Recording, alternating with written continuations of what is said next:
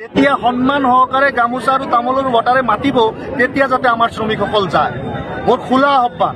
তহঁতক আৰু গামোচা আৰু তামোল দি আমাৰ উজনি মানুহে মাতিব। তই যিখিনি কথা কলি এতিয়া আৰু ভুলতো নপঠিয়াবি, নহ'লে বৰ বেয়াকে বাতিব। তোক কৈছো শুন, পকা ধানৰ মাছে মাছে সৰু সৰু আলি, এই দাঁতকেইটা মাজি লবি হাৰপিক ঢালি। তোক কৈছো গেদা, সন্মান কাক কৰে? যি সন্মানৰ যোগ্য হয় সন্মান মানুহে তাক কৰে। আৰু তহঁতৰ যি কাম উজনি ফালে তহঁতৰ নাই দাম। আৰু আজি মই তোক ভালকে বাম।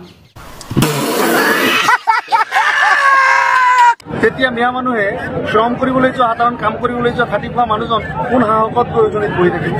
আজি তাতে অভাৱ হৈছে নহয়, ইটা ভাটাত শ্ৰমিক নাই। উজনি মানুহে ভালকে জানে যে তহঁতৰ যি অভাৱে স্বভাৱ নষ্ট কৰে, আৰু তহঁতৰ যে গাই প্ৰতি 2-3জনীকে যে তিৰি, তহঁতি সেই টেনশ্যনতে টান নেকি শুকান বিৰি। অমুক উদ্যোগটোত শ্ৰমিক নাই। তই যে অভাৱৰ কথা কৈছ, প্ৰথমতে শুন, উজনি মানুহৰ নাই অভাৱ, সেইকাৰণে ভাল স্বভাৱ। আৰু তহঁতৰ যে বেছি অভাৱ, সেইকাৰণে তহঁতৰ বেয়া স্বভাৱ। গজব বেইজ্জতি। যেতিয়া সন্মান সহকাৰে গামোচা আৰু তামোলৰ বটাৰে মাতিব তেতিয়া যাতে আমাৰ শ্ৰমিকসকল যায়। তোক আৰু গামোচা আৰু তামোল আবে গেদা, তই যদি ভুলতো আহ উজনি, চবকে কম ইয়াক লুঙি দাঙি খেদা। মোৰ খোলা আহ্বান যে শ্ৰমিকসকল কাম কৰিবলৈ জেগাৰ অভাৱ নাই। সেইটো কিন্তু তই সঁচা কথা কলি, তহঁতৰ কামৰ নাই অভাৱ, কিন্তু তহঁতৰ এটাহে আছে, সেইটো হৈছে বেয়া স্বভাৱ। কেৰেলা হওক, দিল্লী হওক, অসম হওক, বিভিন্ন ঠাইত, নামনি অসমৰ বিভিন্ন ঠাইত জেগা আছে। গাঁৱতো এতিয়া হাজিৰা কৰিলে 500 টকা পায়। ঠিক আছে, গাঁৱত কাম কৰিলে 500 টকা পায়, কিন্তু তহঁতি যে বেলেগৰ বাই ভনী চকু দিয়, সেইকাৰণে বিনা তেলত তহঁতক ভালকে বাই। গতিকে গাঁৱতো বহুত লেবাৰৰ অভাৱ আছে, গাঁৱতে পাৰিলে কাম কৰাৰ ব্যৱস্থা কৰক। মানে মুখখন আছে কাৰণে যি মন তাকি বকিব পাৰ। তইতো কলি কামৰ অভাৱ নাই, দিল্লী আছে, কেৰেলা আছে।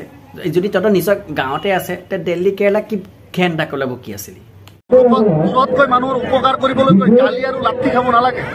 আবে জধা মূৰ্খ, তহঁতি মানুহৰ উপকাৰ নহয়, তহঁতি মানুহৰ সদায় অপকাৰটোহে কৰি আহিছ।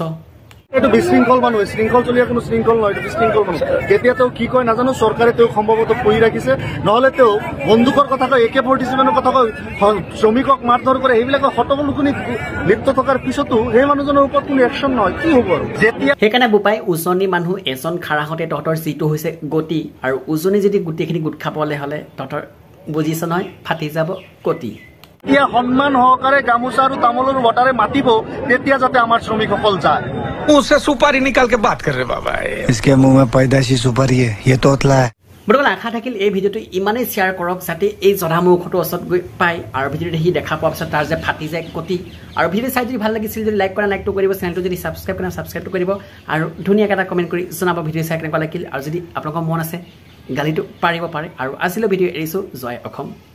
সাৱধান হওক, সতৰ্ক হওক, সকলোৱে হাঁহি থাকক আৰু হওঁ হৈ থাকক। কি ঠিক কাইলৈ আপোনাৰ ওপৰ পাৰিদাত নাথাকিবও পাৰে।